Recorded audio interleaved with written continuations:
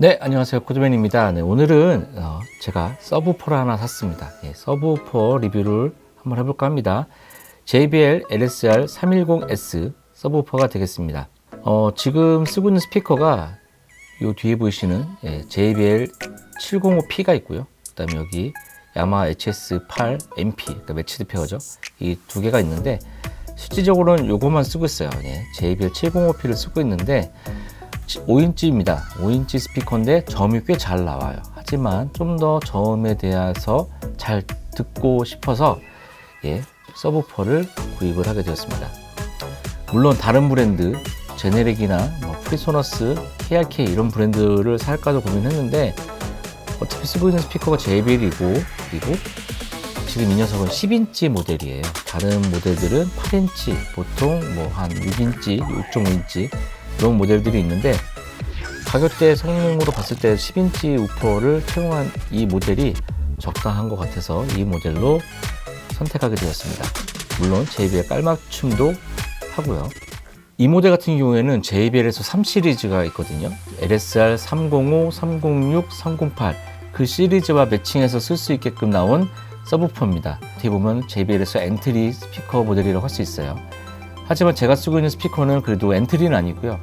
거의 플래그십까지는 아니더라도 그 아래 정도 되는 마스터 레퍼런스 모니터라고 하는 분류에 있는 스피커입니다. 저거에 대해서 제가 리뷰를 안 했는데 ASBU 입력도 있고요. 그 안에 DSP도 들어있고 네트워크로 컨트롤도 되고요. 그리고 저음도 상당히 잘 나오는 편입니다.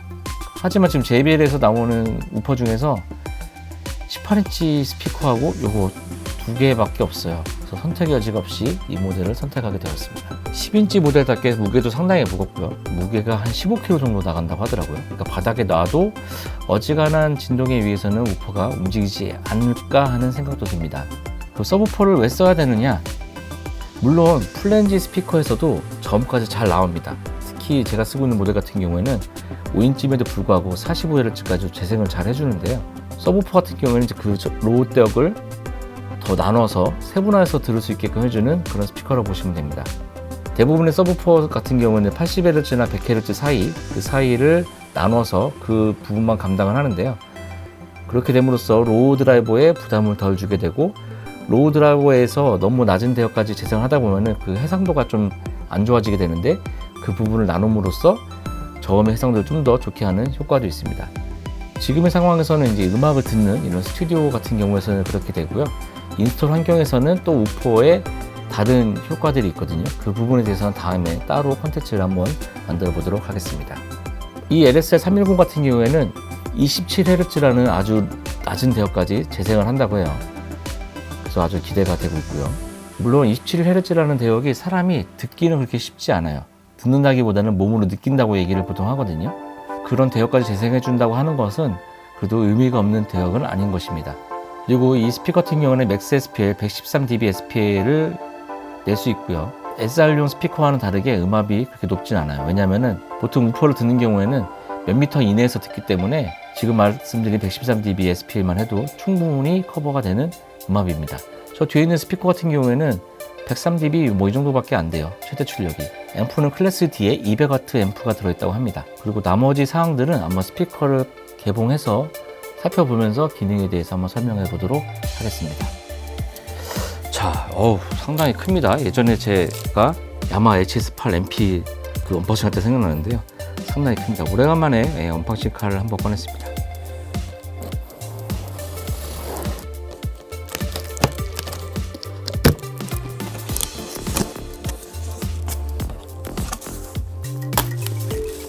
매뉴얼이 들어있네요. 매뉴얼이 들어있고 여기에 보시면은 박스를 어떻게 개봉하는지에 대해서 써있네요. 역시 뒤집어서 하라고 되어 있습니다. 제가 잘못 뜯은 것 같아요. 이 바닥면을 뜯어야 되는 것 같거든요. 그러면은 잠깐만요. 아무래도 바로 넣을 수 있겠죠. 이렇게 뜯은 다음에 전원 코드가 있고요. 바로 유닛이 보입니다. 이렇게 아주 튼실해 보이는 스피커 유닛이 들어있네요. 자, 그럼 이거를 이렇게 눕혀서 뭐가 많이 나오네요. 이쪽이 앞쪽인 것 같고요. 와, 엄청 크네요. 이쪽에 여기 하이그로시 부분이 있기 때문에 이 부분을 보호하기 위해서 약간 이렇게 되어 있고요. 이쪽은 이제 포트가 되겠어요. 스피커 유닛이 이쪽에 있는 것이 아니라 아까 보셨다시피 바닥면에 있습니다. 그래서 이쪽에 이거 있고요. 저는 이런 거 비닐 바로 뜯어줍니다. 그 이쪽에 이제 전원, 잘 보일지 모르겠는데 전원 LED가 저렇게 좀 되어 있어요.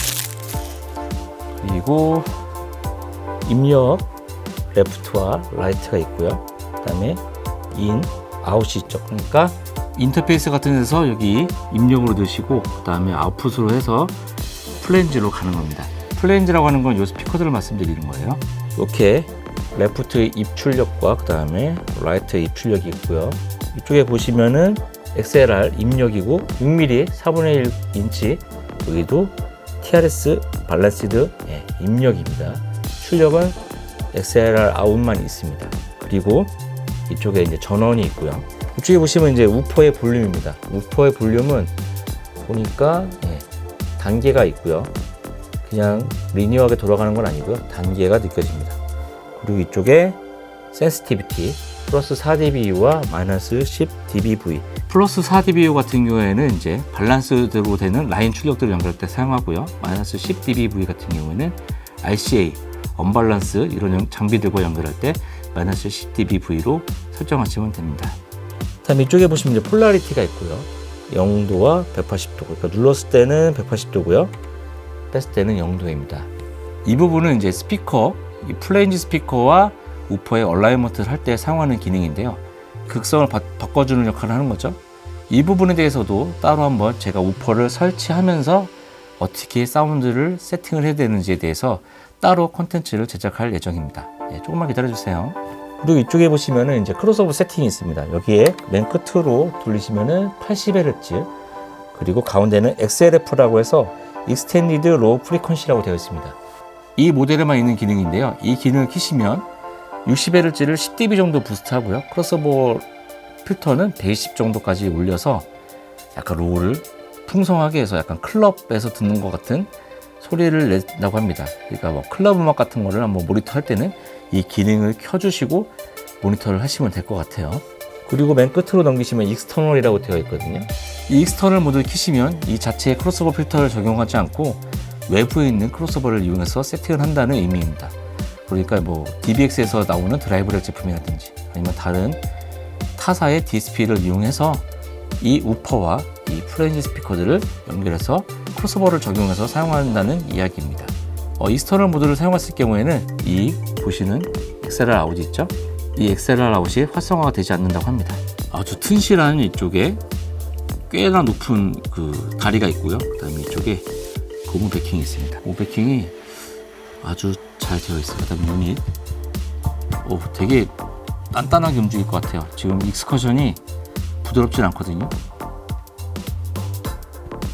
굉장히 타이트한 점을 내줄 것 같은 느낌이 드는 제품입니다. 네, 이렇게 오늘 간단하게 JBL LS310S 서브우퍼를 한번 개봉하고 이 제품에 대한 설명을 드렸는데요. 다음번에는 이 서브우퍼를 가지고 어떻게 하면 잘 사용할 수 있을지, 얼라이먼트는 어떻게 할지에 대해서 한번 콘텐츠를 다뤄보는 시간을 갖도록 하겠습니다. 오늘 영상 여기까지고요. 다음에 더 좋은 내용으로 찾아뵙도록 하겠습니다. 안녕.